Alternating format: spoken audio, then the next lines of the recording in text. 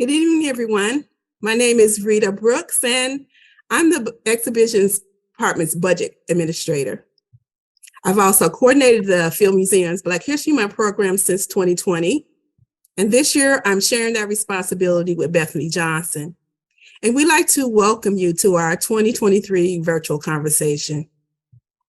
Let's take a moment to acknowledge the place where we reside in solidarity with those from Native cultures who are also affected by the topic we'll be discussing tonight.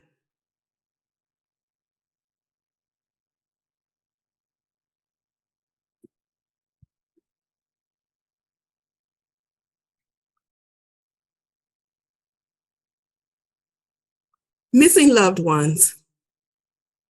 Whether they were targeted and kidnapped for exploitation and enslavement from various parts of Africa and shipped to the Americas and elsewhere. Missing loved ones. When enslaved people were either heartlessly sold away from their families or self-liberation forced them to flee without a trace to escape their circumstances. And ever since our quote unquote emancipation, missing loved ones may have disappeared due to racially motivated inhumanity, becoming part of a continuing wave crashing upon the African American community. Well into the 21st century, Black women and girls especially may have become missing loved ones due to human trafficking and other unknown reasons. The phenomena is experiencing yearly upticks and becoming a silent epidemic since the start of the pandemic. Data from the National Crime Information Center found that 19,545 Black women aged 18 and over went missing in 2020. Nearly 71,000 Black girls aged 17 and under went missing in 2021. Perhaps this is why since 2020, this dark issue that has been a particular plague in the Black community for centuries has been getting some new light. We're about to have a discussion with men and women using their gifts of creative talent and seeing beyond their individual circumstances to collaborate on an approach that not only helps themselves, but empowers all of us, enabling us to create more awareness about the difficult topic and helping it to become easier to be empathetic to all those affected by persons who go missing from our neighborhoods, encouraging all of us to take more supportive actions that aid the efforts of the families of missing loved ones to hold on to their positive memories, hope, and search to find them. BIPOC cultures haven't fared as well with efforts to publicize and locate their missing loved ones. Latinas are counted with white women and youth in data sets, and we often hear about stories involving Black and brown people only through word of mouth, old school oral history. In an award-winning podcast called Finding Tamika, actress Erica Alexander, among many others, talks about the missing white woman's syndrome and makes a poignant statement that, quote, "A Black girl doesn't have to go missing for us not to see her," unquote. Still Searching intends to offer something different, to make a hard subject that many often overlook easier to embrace as something we should be interested in and invested in and becoming more aware and compassionate about, to take actions that support more consciousness and alertness in the areas where we live. Still Searching will help us care more about the emotional and mental health experiences challenging missing persons, loved ones, and families. Before you hear from our panelists, I'd like to ask you to please leave comments in the chat to let them know what you're feeling and thinking about the topic and what is being shared. Let us know what your questions are. And if you would like to hear more conversations that discuss Black history from a different lens, history from our past, as well as history being made today. So I'd like to introduce you to Damon Lamar Reed, Alex Flowers, Latoya Flowers, and Chantanelle Laws. These are extraordinary people who have come together in recognition that women of all ethnicities have been and are vulnerable to become missing persons. Listen to their point of view on how their work promotes awareness, empathy from those not affected, advocacy for prevention, self-defense, and empowerment. Welcome, everybody. And you've got some really interesting things to tell us today, but can we start maybe with you, Damon, and talk about everybody's relationship and how you met and came together to work on this project? Okay, once again, my name is Damon Lamar Reed. A little bit about me. I've been a full-time artist for over 2 decades. I've completed over 300 public art projects.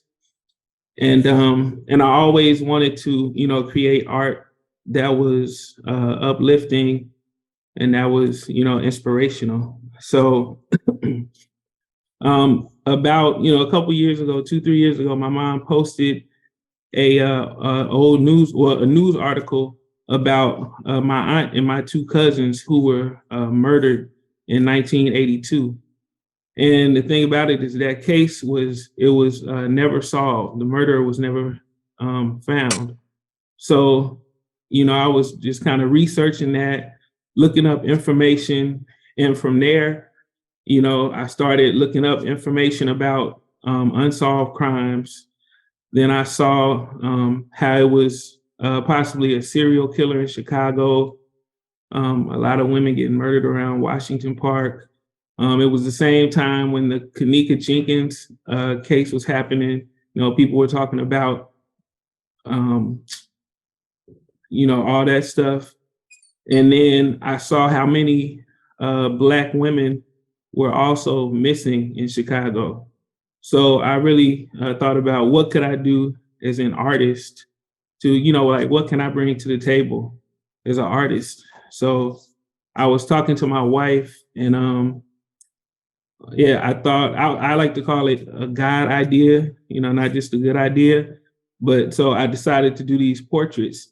And I was, super busy at the time working on murals. And then, what happens? The pandemic hit. So everything was shut down. So I said, okay, well, now I got time. So I actually went on Facebook to a few groups and a few of the, you kind of see the missing persons groups. And I told them what I was doing. And one organization, she gave me a lot of good information, led me in the right direction. And I decided to do a portrait of Kiera Coles first, which that's this way. That's the portrait behind me right there. The reason I picked that one to go first was because it was, at the time, it was the biggest case. And while I believe every woman, child, person that's missing are equally important, but I thought, okay, if I can kind of paint her first and get a lot of eyes on that, then every other woman, that I paint, it'll kind of bring that same importance to it. So I painted the picture. I actually just put it, on social media, and people tagged, her mother, father, family members. And that was, the start. And I wanted to call it the Still Searching Project because I'm just an optimistic person. I don't like to keep saying, oh, they're still missing. No, we're still searching for somebody. So, that came to us, and, fast forward, now we formed the Still Searching Project organization. Yeah, so, maybe, I guess maybe Alex can tell you about, our connection after that. Hi, Alex. I'll be more than happy to share that. I actually was friends with Damon's wife, Nicole, in high school. We were best friends. And of course, after high school, we lost connection. And I got connected on Facebook, and some of our friends were like, oh, she's married to a murals, I think, of some artist I was like, oh, that's cool. And I was at that time, I had heard Damon Lamar's album, He Heard My Cry. And I saw that he was doing Christian hip hop and he had a mural in the back. And I had shared it with my sister and shared it with her soon to be husband, that I just think this is really cool that he's using hip hop and Christian, how people thought it was kind of whack. But he was actually presenting a different light. And from there, I ended up realizing once I got reconnected with finding Nicole on Facebook that she was married to Damon.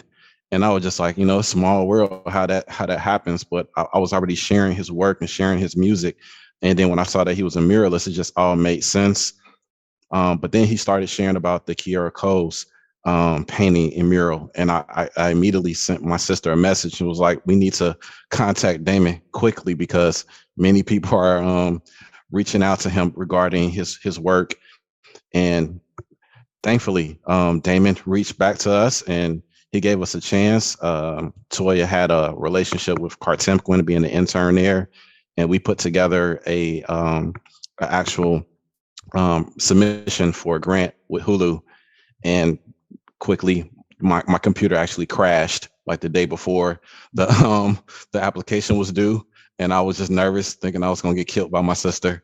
But thankfully, as Damon said, everything really happens for a purpose and for a reason. You have to stay optimistic. And I quickly wrote a treatment for submitting that application. We got it in just in time. And I told my sister after, I think we're going to win this award. We're going to receive this grant. But I was hoping that we could so that we can continue to promote what Damon was doing with his work. And it came full circle. So that's how we connected. It's really a family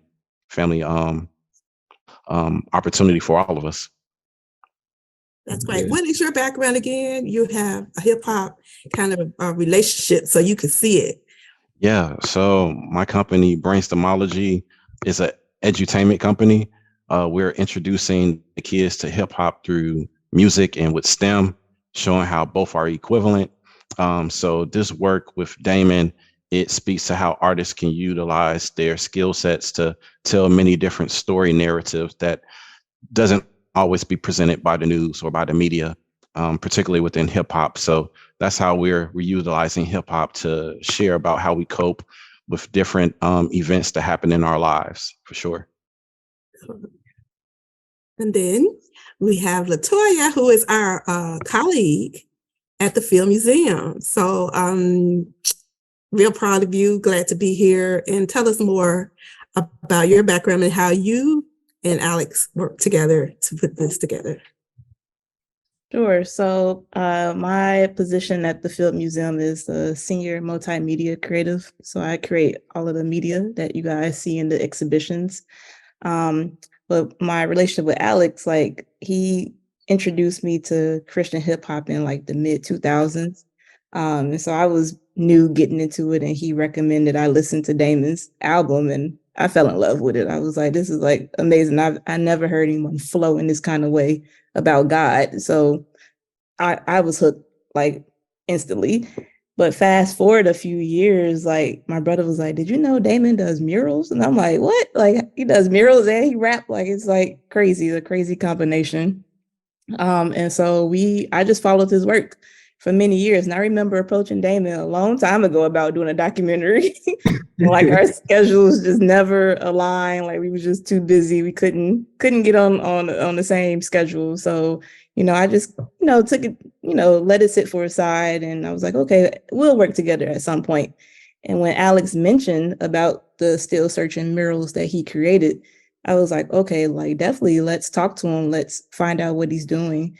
And after that meeting, I knew then, I was like, this has to be documented. And I kind of asked Damon, like, what was his process with the paintings? Like, are you painting them from start to finish? And like, how long does it take you to create a painting?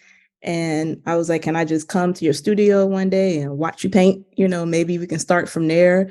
I wasn't thinking about this really turning into a huge film at the time. I was mostly just invested in following his journey and creating these paintings because I heard of Kiera Coles. I remember hearing her story in 2018 and seeing it on the news. So I kind of was like familiar. And I remember thinking back with my own experience being approached by a sexual predator at the age of 14.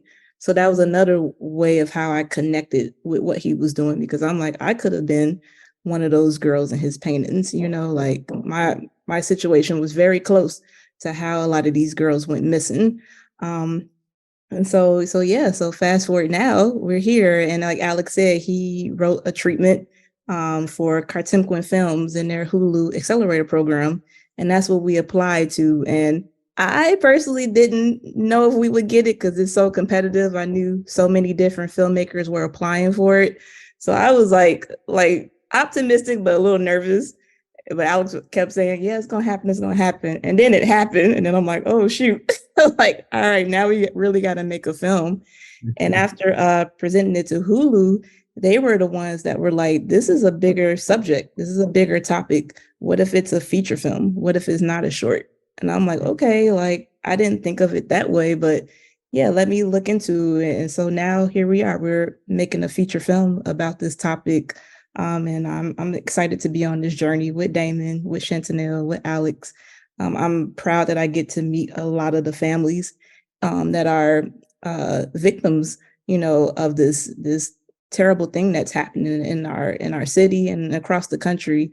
And so that's one thing that I really wanted to capture in this film is the family stories, because that's something that I felt was missing in the news. Like I hear about the cases and I hear about the victims, but what about their families? What about the victims themselves? You don't really get a sense of who they are. And so that was our main objective for making this film, is to show that.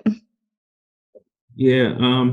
One thing I'll say real quick about that too, like when I started, you know, when I had the thought, I was just like, hey, you know, I'm gonna, you know, be painting these portraits.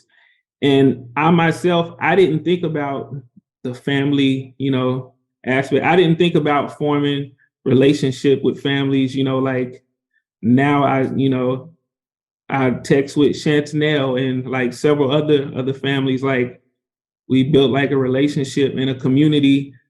And, you know, normally I'm kind of like the kind of unemotional, like, you know, I'm one of those type of people. But, you know, this project I learned to have a lot more just empathy and, you know, yeah, it helped me grow a lot, you know, even past the art.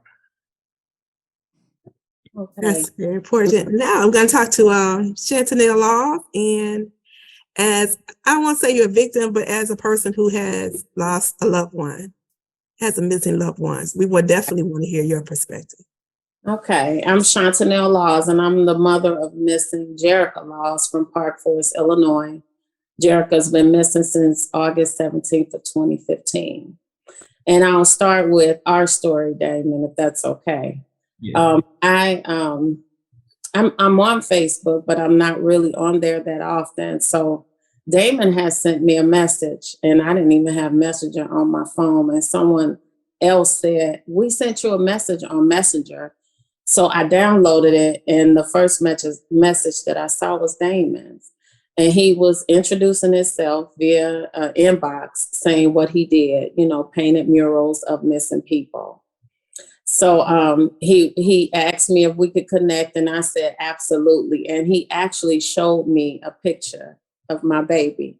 And Damon actually captured her whole essence of Jerica in his painting without even meeting her. So we met, and we had my local town, a young lady host an event for my daughter every year on the anniversary of her disappearance. And Damon talked about getting the mural done as well. And I thanked him from my heart, because, you know, you find people that have a heart of gold. They're sent from God, definitely. And we are family, Damon, Latoya, and Alex. And also you too, Rita. We're family now. But, you know, and it was to no charge to me. All of this was done just from everyone's heart. So I met Damon and I saw this picture. I cried, and I instantly text my children. They're all adults, but they text. I said, we got another way of keeping Jerica in the forefront. So there's another missing young lady from Park Forest as well, is Brenda Gonzalez Jackson. So it's unfortunate how me and her mom's paths kind of crossed, but we're both missing our daughters, right? So Damon agreed to also do the mural of Brenda at the same time that he did the mural of Jerica. And I try to, everything that I do it for our girls because we're from the same town. And what I find to be the most rewarding and blessing in it all is that Damon hosts different events throughout the year for the families of the missing. And I'm just going to share a little story with you all. He had a night of compassion this year on December 30th. And I was not going. This season served to be a very bad season for me as it relates to dealing with the disappearance of my daughter. I wasn't feeling all that great. And I really want to go into this thing because when I go to events and I have to speak about Jerica, all the time, it takes me back to the realization that she isn't here. But I went. And Damon has a way of connecting everyone. So all the families that were there that I've met in the past via Damon were in this room. And we were able to embrace and share our loved one's story and encourage one another at the same time. Damon has a way of getting people there too. So the police officers that were on my case were in there. This latest event that we had last week, right? He had people there to serve as a resource to help us, cope with everyday life, So he had a therapist and another young man that wrote a book there. So it's like, it's a little family. It's unfortunate how our families met, but it is a nice family and I'm thankful for it. And then I'll shift to Miss Latoya. So Latoya reached out. Damon asked me, was it okay? And I said, yeah, she was thinking about doing this film. And I said, of course, because I want to keep my daughter's name out there and I want to keep her face out there, for all to see until she comes home, right? So Miss Latoya with a beautiful smile, and she's so kind.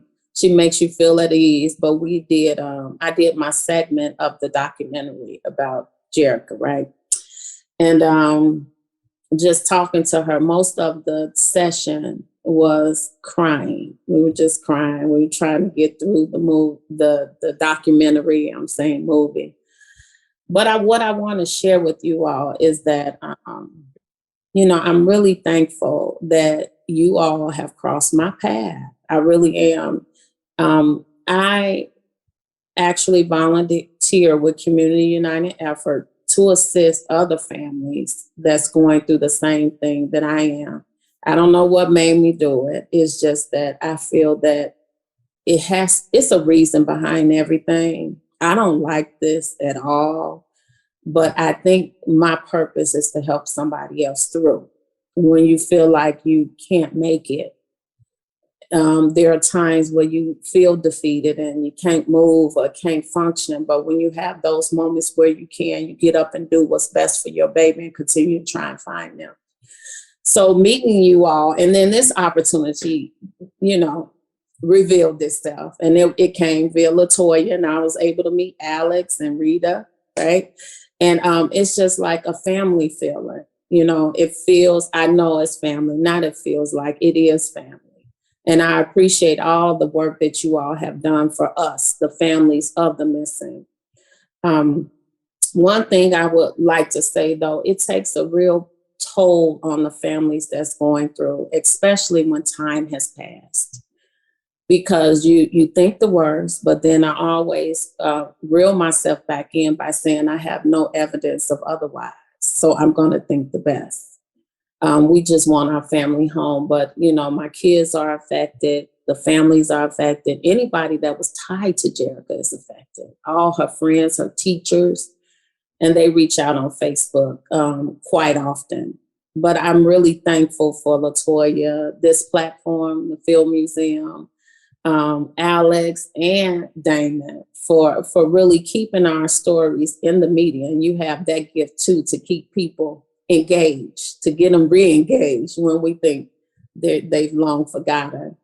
And I would like to share also, that it would be nice if someone somewhere in the media that would keep our children, our loved ones in the headlines until they're found.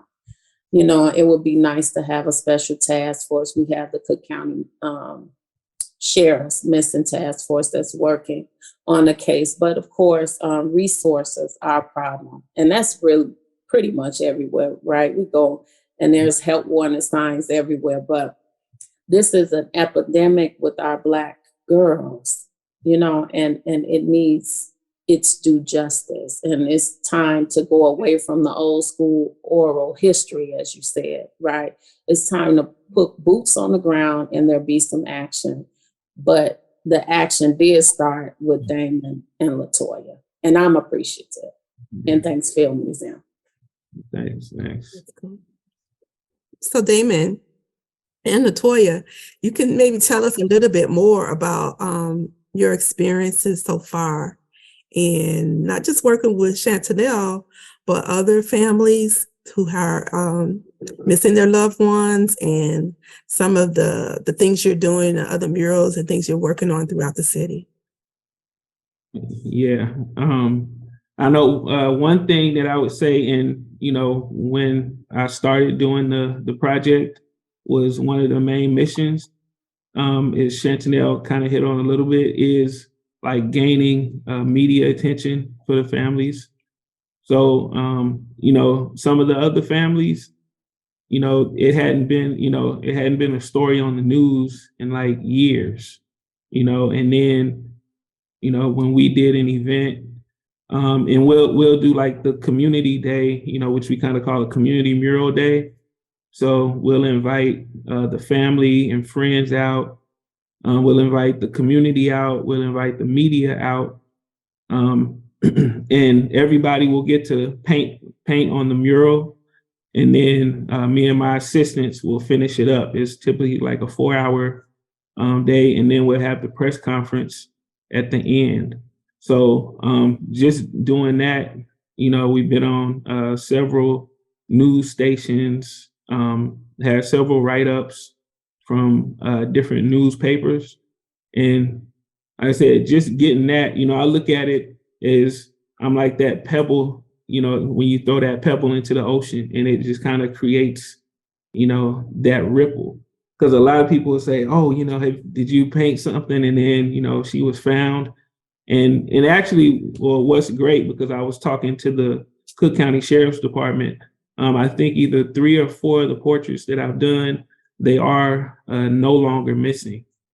But like I said, I look at it as that, just creating that ripple effect, because, I may paint a picture, then, hey, I met Chantanelle, then, something may be on the news, somebody shares a post, and, then somebody that may have some information down the line there, maybe something sparks there. So it's, everything isn't direct, but I definitely believe that the timing and everything, how it's happening, is really creating an impact. And one big thing that it's also creating is, because when we started, it wasn't a lot of, I guess you could say, unity. I remember when I had an art show last year. The art show was on a Saturday. That Monday, I was talking to a guy I know, and he said, hey, did you go to that conference about missing Black women on Sunday? And I'm like, I had no idea about it. I don't think they had any idea about my art show. And, when I look at things like that, I'm like, okay, that could have been, a collaboration, because the more we come together about this topic, is the more power, we can create that momentum, create that, kind of like an avalanche, and we can, really become a force. And then, then that will force, the police department, they'll have to look into these cases. It'll become, the media will have to cover it. But if we don't kind of, come together like that and create that power, that's kind of how we have to make it happen. But yeah, but we've done that mural, and the one with Jerica Laws and Brenda Gonzalez Jackson. That one is in Park Forest. I forget where is that one located, Antonella? It's north on North Orchard Street between Illinois and North Avenue. But it's in Forest, is at the viaduct. Yeah. And the reason why we chose that location is because of the traffic that it receives. So when people ride past, they'll see our kids there, But it's on North Orchard Drive between Indiana, and North Street. Yeah, okay. We've also done the first mural that we did, and that was in partnership with Chicago Public Art Group. It's on 79th and Prairie. And, that was the Kiera Coles mural. And that was a couple blocks away from where she was staying at the time. And then the Sheena Gibbs mural, which it's on the side of Glenwood Bar, and that's in Rogers Park. Now we also have another mural. It's like 20 panels. We did it with this organization, Girls Like Me Project, where girls actually helped us, research missing women and helped us to paint the murals. And they also created poems, and we used some of the text. So if anybody has a location, we have like 24 by 4 foot panels that we do need to install somewhere. That's a call to action, you all. If you're listening and different places that this is it's creating awareness. It's also beautifying our communities so we can see, as Chantanelle say, in areas where there's a lot of traffic. You never know who might cross paths with the information in the murals and see something and say something and let someone know. I also want to ask you, Latoya, because you shared with me, and I think there was a comment in the chat about the true crime stories, and you were talking about the dramas and different things that are on television now. So there's getting to be more than just milk cartons and billboards and flashes of information about people who are missing, but they're told in a way. You spoke to that. You want to tell us more? Yeah, so I've noticed since 2020, there's been a lot of development of different TV shows about missing persons. Right now, the one I've been watching is called Truth Be Told, and that's on Apple TV. And that particular season focuses on missing Black girls in Oakland. And so I feel like these shows really focus on the drama of these victims, what they're going through. And it really has that true crime kind of tone to it, which is fine. But I think the problem with that is that it leaves you feeling a bit frustrated in the end and not knowing how to help or how to contribute in any way of helping these families. I feel like myself, and also with Alex, when we watched a few documentaries in preparation of developing this film and doing our research, we both walked away a lot of times feeling really angry and frustrated, angry with the person who's committed a crime and frustrated with the police department, and then feeling sorry for the families because we're like, man, they just are in a standstill. They don't know how to move forward. They feel like they're not getting enough help. They have to be their own investigator a lot of times. And I feel like we didn't want to take that approach with this film. A lot of people asked me in the development of this film, was it going to be a true crime style documentary? And I've been pretty adamant that it's not. This film really focuses on the arts and the art that Damon's creating, but also building a lot of empathy for these families through poetry, through music, and in the center of focusing the story on the center of these families' voices and how they talk about the memories of their missing loved ones. We wanted to really capture that because you don't get that when you watch true crime shows at all. It's more focused on the case and what happened to them, but you don't get a sense of who they are as a person. You don't get a sense of what their favorite color was and what was the, the fondest memory that their mom has of them, like, or what are they like as a sister or as a sibling. You don't get any of that. And I feel like that's something that I definitely wanted to capture with Still Searching. I wanted to provide a different angle. I'm not saying that what's out now isn't good. I feel like it's good that we're talking about this and we're having an honest discussion. But with Still Searching, I felt like it's an opportunity to provide a different perspective and a more deeper perspective that isn't already out there right now. Yeah. One I was watching on, if you watch the show The Chi, on one of the seasons, I think 3 or something like that, one of the girls on there, she actually got abducted, and it was like by her gym teacher or something. And he had her like captive, and she ended up getting free. So that was like, and then they kind of even dealt with like some of the trauma she had because of that. So that was, pretty cool. Can I ask you, Chantanelle, but you felt that you want to speak to the media's treatment? I talked about the news treatment, the media treatment, and how that affects you and the loved ones of missing persons. What I notice is there's a big disparity in the treatment of Black women or girls than it is for other races. And what I find is that they find cameras, they involve the FBI, they do everything that is necessary to find other races, but they don't do the same due diligence in African American or Black cases. And that was my case. I pleaded with the person who took my report to let him know that Jerica wouldn't just leave. Please look for her. And what I was told was that she goes in a database and they really don't actively search.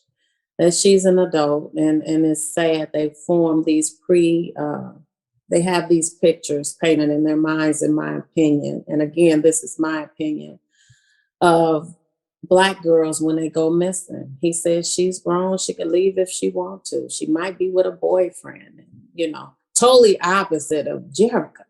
So Jerica didn't have a boyfriend. She was in her Bible all the time, And I'm pleading with him saying, no, you don't understand. One thing I do know about Jerica, she wouldn't worry me. She always kept a trail of where she was going. And they didn't begin to really look, and it was days later, because the reason why they began to knock door to door was because they began to receive media calls and calls from my friends, saying, what are you doing? You need to find her. And I did receive a call from the officer that wasn't so nice. But what I feel is that they have their preconceived notions, the police departments, about our Black girls, and they just assume that they're a certain type of woman or girl. And then in the media, I kept calling. So someone gave me some ideas of how to keep them engaged. And that was by doing balloon releases, or if you're doing flyers, or if you're doing searches, that's how you keep them involved. And I called every station you can imagine in Illinois, in Chicago. And finally they told me, look, ma'am, this is not late breaking news anymore. And it was like 5 days later where I knew that somebody else was on the news for months and still is in the news today. Mm-hmm. They found her. They pulled out all stops to locate this young lady. And I don't watch the news purposely because it really affects me, and I don't watch those type of shows that Damon and Latoya and Alex may watch because I can't. It's too much.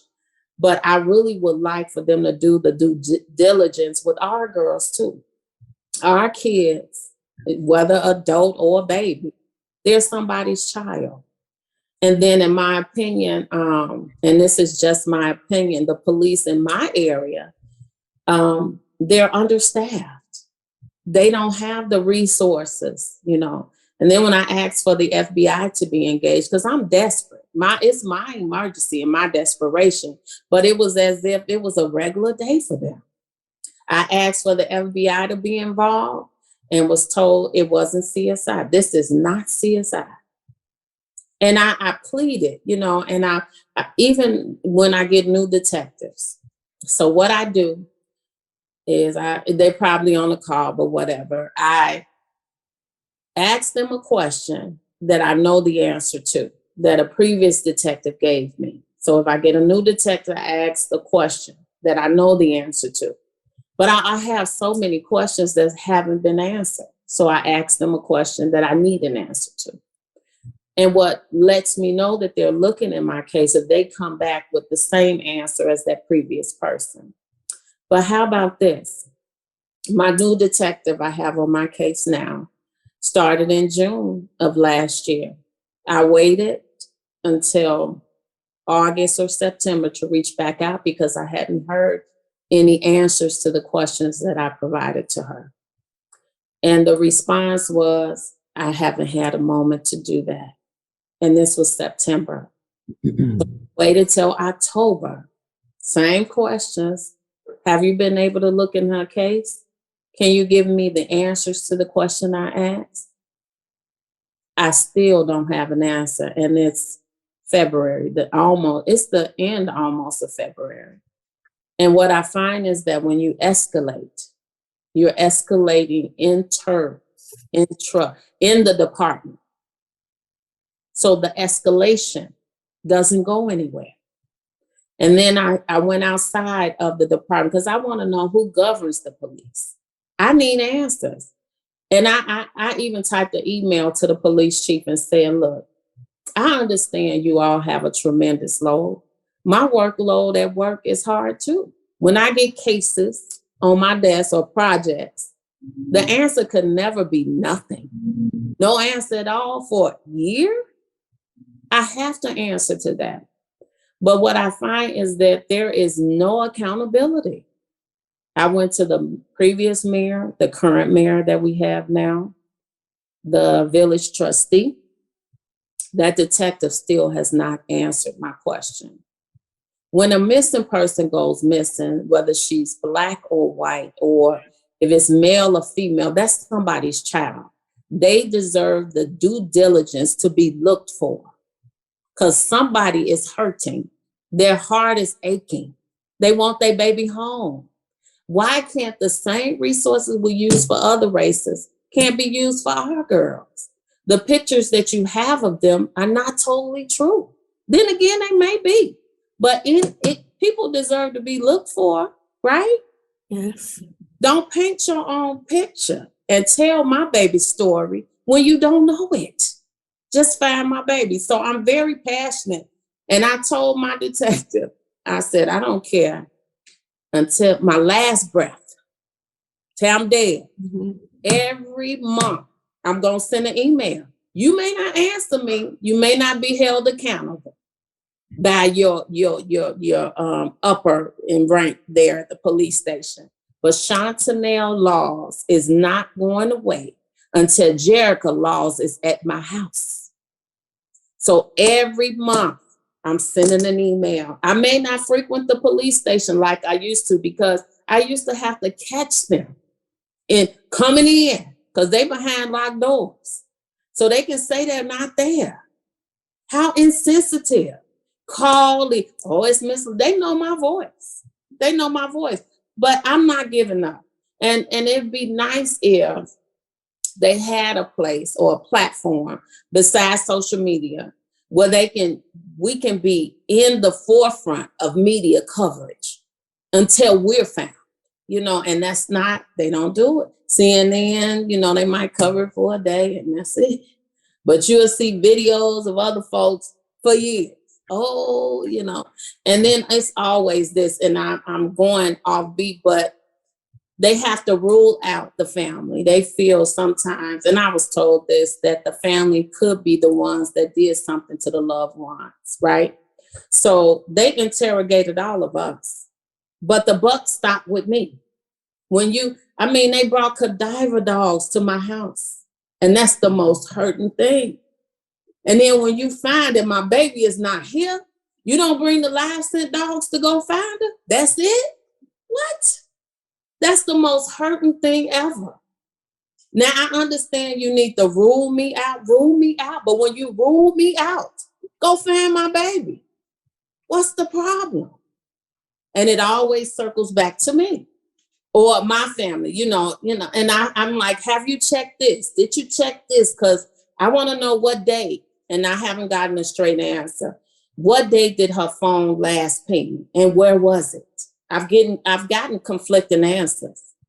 And the new detective just tells me what she said, whatever the previous detective told you. But guess what? I'm still gonna go back. I want to know what you found in her case. She's on the bottom of her pile on her desk, I'm sure. But she's at the top of mine. And it's my job to stay on there. So all I ask is that there be some equity in the races. Our babies are going missing. They steal somebody's baby, whether they're Black or white. Pull out all resources for the Black and the white, not just the white. That's all I'm asking. And if you look at, I did a missing persons event in 2018 in my community. And I posted pictures and was unaware until I did the resource of how many girls was going missing in my area. Meaning, I live in Park Forest, but Richton Park is down the street. You go another way, it's Olympia Fields. Then you go to Chicago Heights if you go east. If you go west, you go to Matson, then Frankfurt. And now we touch each other, Stager, and then University Park, Richton Park. We all touch each other. And when I posted those babies on that board, I said, oh my Lord, they fit Jerica's build. And what I'm going to say, I'm a elaborate on that. They was 5'0" to 5'4", 100 to 150 pounds. These girls was going missing weekly. If I pulled the information, why can't the police do it? Why don't they form a task force to find our babies? It doesn't make sense. But it's like every entity is operating independently. Mm-hmm. Come together. You get the reports of all these girls going missing, and then the police officer asked me, how did you get this information? You know what I told them? It's public. I went on your website. I went on my website. I went on NAMIS, National Missing and Exploited Children, NMEC, I think. And I printed their poster and put it on the wall for them to see. And you would think some would have clicked and said, hey, we got a problem here. But nothing did. Nothing has changed unless it's something I don't know about, right? Nothing has changed. What, and I told the lady, because my detective said, she sent me an elaborate email, 5 whole paragraphs. When you printed, it was 6 pages. And I had like 4 questions about Jerica's case. She talked about how many cases she had on her desk, how she was out of the office because of XYZ. She was just getting back in, right? And none of this had to do anything with what you were asking her. But then she had the audacity. I have a family, and that email is still in drafts because I always need them. When you have an open active case, you have to go back to the police to get permission to put them on a different website, to do this and that. So I don't want to anger them. And when all in my reality, I want to say, give me a break. You got a family? Think. This is my family member missing. Mm-hmm. How dare you? Right. You had the audacity to say that to me? Yeah. Without any remorse. That hurts to the core. And it will be nice, instead of just getting a promotion to go to the next level, that these people that put in these positions to work missing persons cases have the heart for it. It's not just a paycheck. Right. They want to go through the end of the earth to find these people. But, we take promotions for more money, right? Everybody's heart isn't in it. And that's why it's important that you guys get to work together with somebody like Damon. Yeah. Damon, I also want to, I'm not trying to cut you out, but I want to bring this point out that Damon has formed a 501c3 organization for the exact purpose of what you're talking about, to kind of bring all these entities in that are working on things independently together So you have strength in numbers. And are you finding value in that? And Damon, maybe you can speak to it too. Are you finding value in the way he's approaching it? And I am. I mean, you got the law enforcement, you want them to do something, but this our communities, these are our people, so we have to do something too. And how can more of us take action? What are the action steps that we need to be taking? Well, Damon does a wonderful job of getting the police there that's on my case. So a lot of times I go directly to them in their faces to get questions answered. Not to say that they answer them, but I'm able to talk to them. He has a gift, and I be cognizant of what I say to them when they're there. But a call Damon, what are you doing? What does Damon do? What do you do, Damon? And she's saying Damon, that's my wife doing it. I'm not even going to, that's me.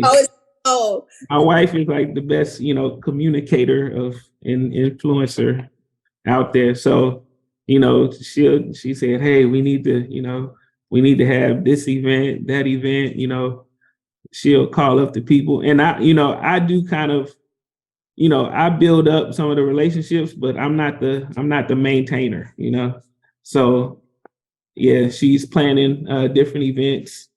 And we're also, as far as like supporting the families, like, we just had the mental health thing. We had the Night of Compassion Chantanelle was talking about. We had a self-defense class also, because as much as it's about the missing, it's also about, making women aware, so more don't go missing. So, so we're doing things like that, and, just tying it all in with the creativity. My wife, she also just wrote a production that's about human trafficking.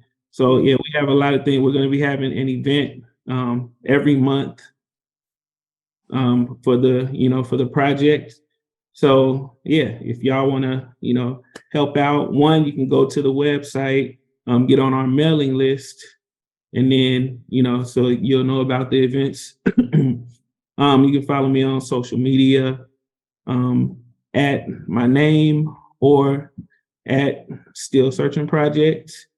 You can also donate, of course, because events that we have is always no cost to the families. When we do these community days, we're not charging the family anything. So yes, if you want to donate, if you want to sponsor a mural or sponsor an event, that would be great. Yeah, but go on the website is stillsearchingproject.com, or you can go to my website, damonlamarreed.com. So yeah. As we're wrapping up toward the end of the hour, I just wanted to make sure that we got a chance to talk to Alex and Latoya also about call to actions. Thank you so much, Chantanelle. We feel your passion, and we want to make sure that we are leaving this conversation with action steps. What is it that Latoya and Alex and you think tell us that we should be doing, and how can we get involved or help?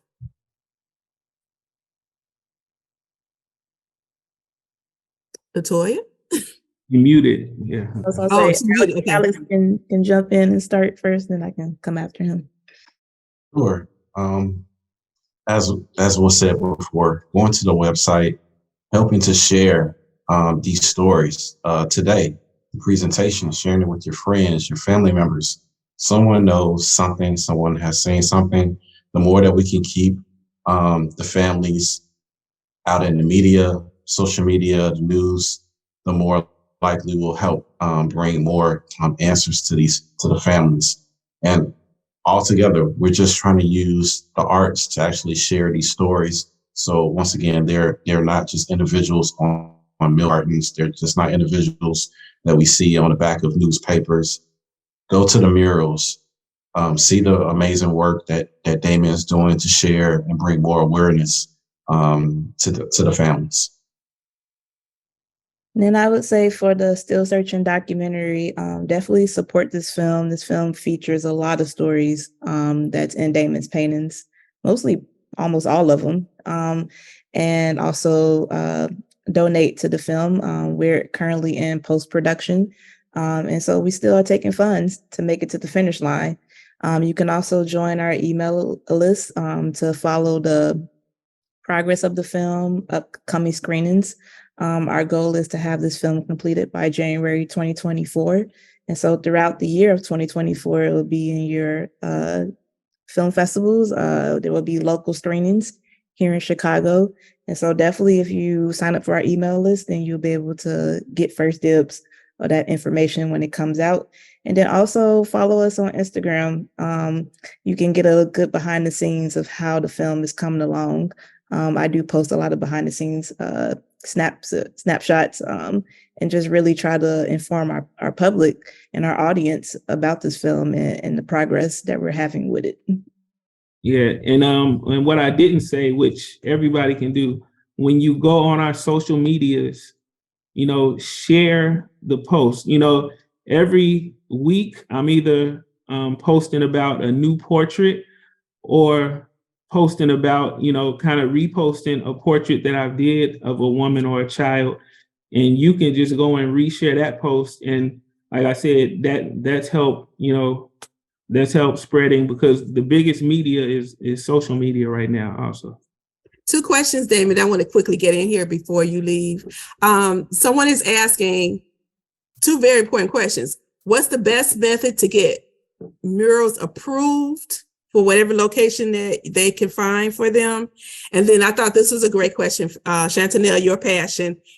They're asking, Damon, have you considered painting the portraits of the family members to partner with the missing women portraits? Because of the commitment and the powerful, message that you're sending, Chantanelle, that might be contagious as well. Yeah, I'm not opposed to that, but right now I still am, still have a little list of missing women that I'm, still working on painting. Mm-hmm. So that may be something down the line. And even a lot of people have asked me about, hey, what about the, missing Indigenous women? I mean, it's a lot of work, to be done. And I'm sure they have their own artists too that they could also, so it doesn't have to be. That's part of expansion, we have artists in other states doing murals, we have, it's a lot to think about and a lot to do. And as far as the walls, last year, even with a grant from the city, and even with, I had state representatives going to try to locate walls, and the best walls are these abandoned buildings. And yeah, that's a good question. How can we get access to those walls? Because I thought with the grant for the city that they would kind of help me on that, but I don't know. It's hard to contact some of these owners. So do the city have to approve them, or how do they get approved to do the walls? Well, the walls I've gotten, I have a couple walls that we're ready to put some projects on that I just go and talk to the owners. Mm-hmm. That's kind of how that's worked. With the abandoned buildings, we can't contact anybody. So it's either something where we just say, okay, we're just gonna, maybe we'll put up some banners on these buildings. But yeah, because that's, that's a good spot to promote most of them, Okay, Chantanelle, we're gonna let you have the last word. We're getting close. In the case, I had to go through my village, the village trustee and the board, in order to get the painting put up of Jerica and Brenda. Okay. So I had to go through an approval process. Great. Yeah. All right, we got a minute left. That hour went by very quick. I hope that everybody that's listening, and we know that people are going to hopefully get to replays and record. The recording will be sent to you, and we could continue this conversation another way. But look for opportunities, everybody that's tuning in and listening, to get involved, to support these initiatives of the still missing projects for the murals and the documentary film. And let's just all embrace all of these individuals, family members, as well as persons that we don't know where they are and we're still searching. So we'd like to thank you from the Film Museum, Thank you, everybody who is on the panel tonight. I hope you've had your say and you feel heard. We embrace you. We send our love and well wishes for the best outcomes. And 7 p.m. and we're going to wrap it here. But everyone has given you information on how to get in touch and keep in touch. So we thank you, everyone who tuned in tonight, and have a good evening. Thank you. Yeah.